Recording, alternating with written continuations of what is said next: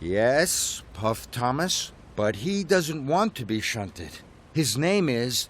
But before Thomas could finish, Hector opened his mouth and let out the biggest roar ever. Keep away! He bellowed.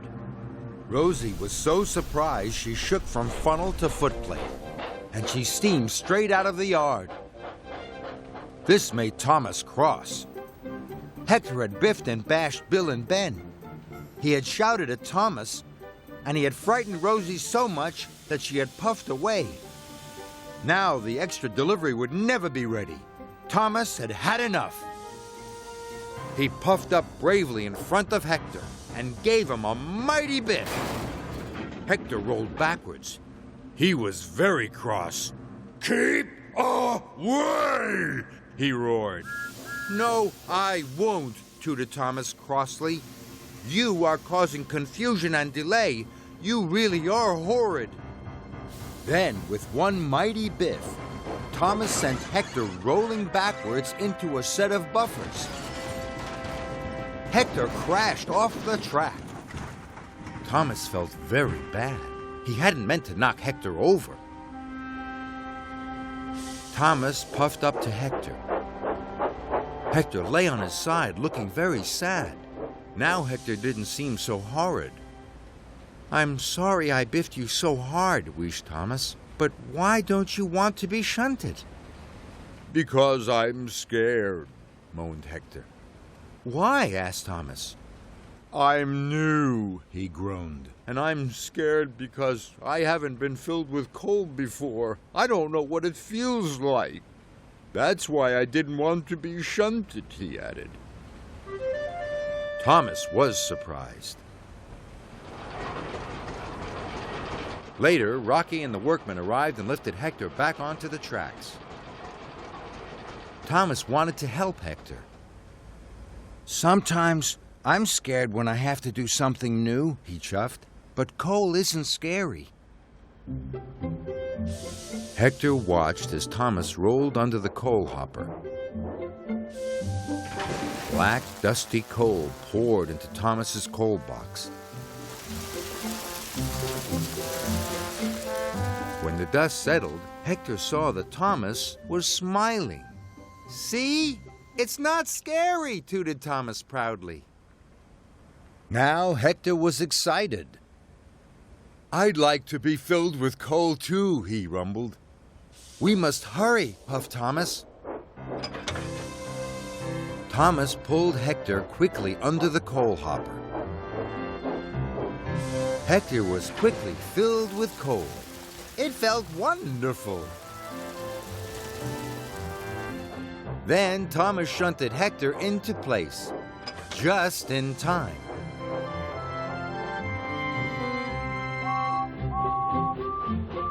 James and Edward puffed into the yard. They saw their waiting trains. James was very surprised to see Hector at the back.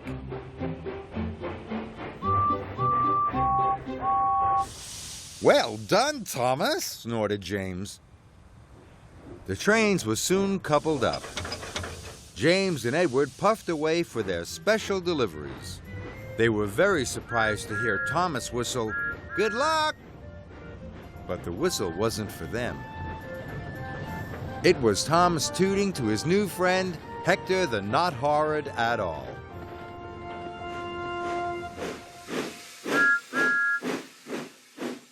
Harold spends a lot of time flying over the island of Sodor.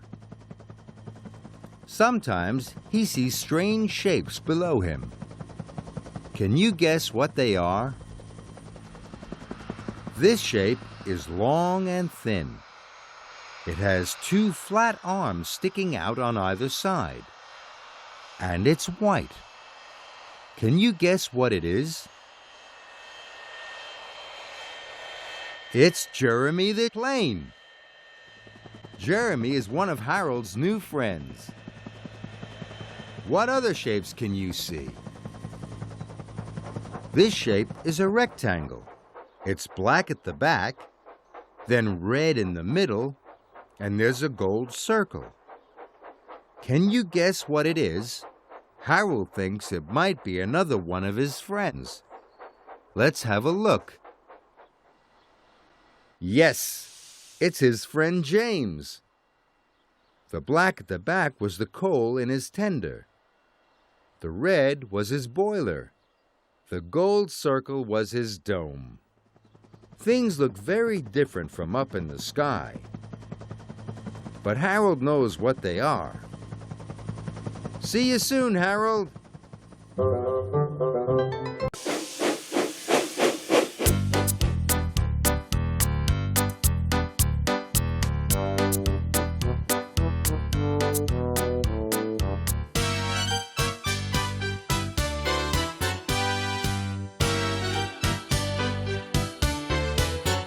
Surprises, surprises, they come all shapes and sizes. You never know what's round the bend. It's might delight, it's might offend. That's why there's surprises with all their highs and lows. Do you come out top or come full stop? Who knows, who knows, who knows? You're halfway up a hillside and all is going fine. When all at once a snow slide comes right across the line. You think you're really done for, but help is on its way. You'd be surprised how often that someone saves the day. Surprises, surprises, they come all shapes and sizes. You never know what's round the bend. It's might delight, it's might offend. That's why there's surprises with all their highs and lows. Do you come out top or come full stop? Who knows, who knows, who knows?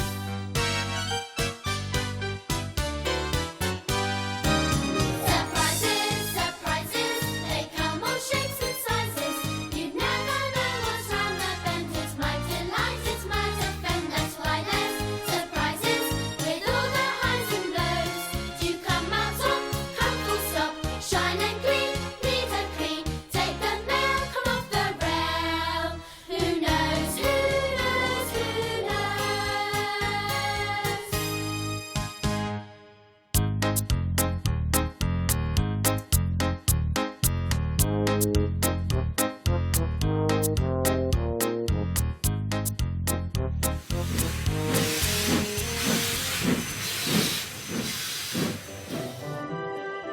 The island of Sodor is a wonderful place.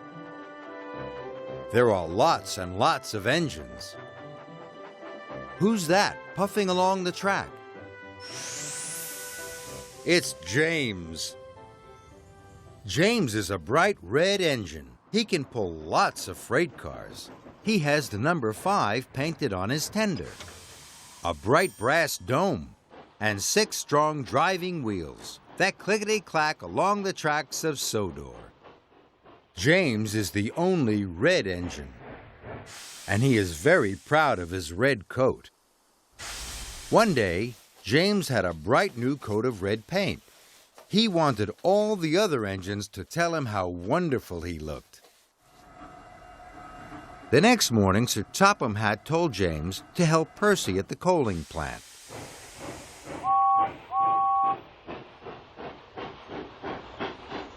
But James went to gaze at his reflection in the canal. At last, James arrived. The yard manager told him to take an extra long line of freight cars to Brendam Docks. James was very happy. There were a lot of people at the docks to tell him how splendid he looked. So James puffed off.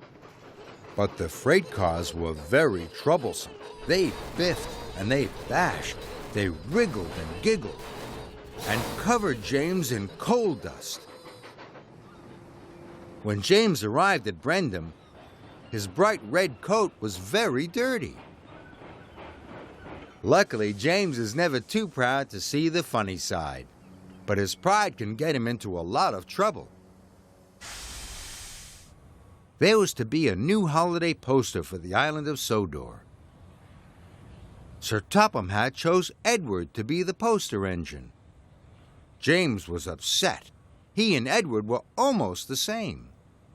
James decided to do everything he could to be the poster engine. He tried to get into the poster photograph, but Sir Topham Hatt sent him away. Thomas and Percy told James that Edward was chosen because he was gentle. And Edward didn't mind doing dirty jobs. So James was gentle at the coaling yard. But that made him late. James took the express track to race Edward. He was just in front when a signal turned red. James screeched to a halt.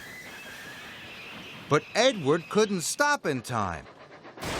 Edward ran into James, and James shot straight through the poster.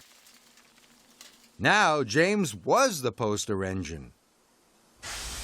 James knows when he has gone too far, and then he helps his friends. That's because James is a really useful red engine, and he shines most of all when he is with his friends.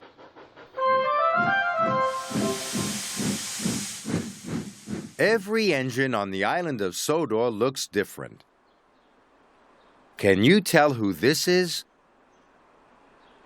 This engine is green. But there are lots of green engines on Sodor. What else can we see? This engine only has 2 wheels on each side. This is a small engine. Do you know who it is yet? Let's see if there's another clue. It's the number 6. Which engine on Sodor is number 6? That's right. It's Percy. Hello, Percy.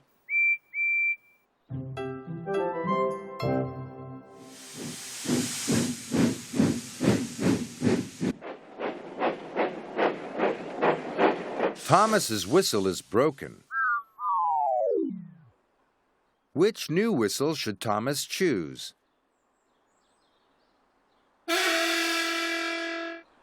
That doesn't sound like an engine whistle. Try another whistle, Thomas. Does that sound like an engine whistle? Let's listen again. That doesn't sound like an engine whistle either. There's one more whistle left. I wonder what this one sounds like. That sounds like a very good engine whistle. Well done, Thomas.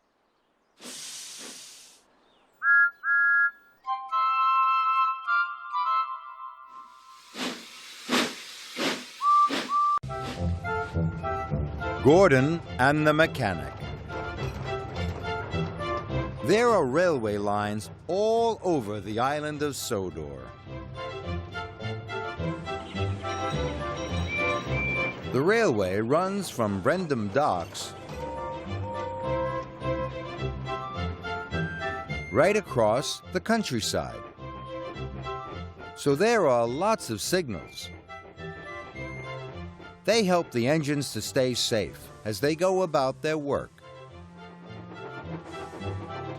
All the engines have favorite jobs.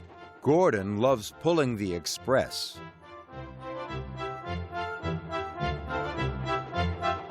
Gordon thinks it's the most important job on the island. And Gordon likes to feel important. One morning, Sir Topham Hatt came to see Gordon. Gordon, the points are broken, said Sir Topham Hatt. An important mechanic is coming to fix them. You are to collect him at Marin Station. Then you must take him to the points as quickly as possible. Don't worry, sir, chuffed Gordon. I'll get him to the points for you.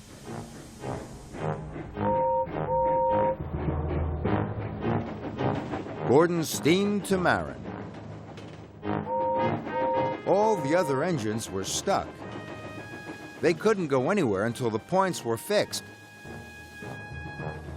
They all had to wait as Gordon puffed grandly along the express line.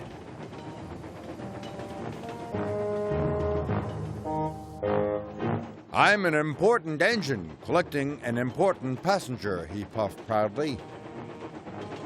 Gordon felt very grand.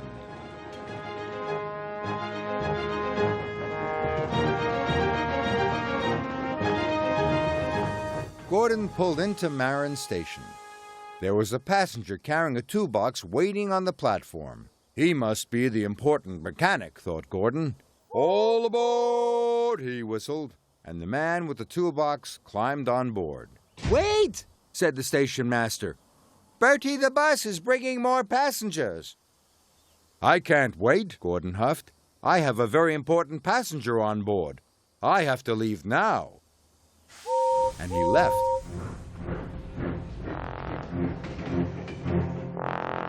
Gordon puffed proudly along.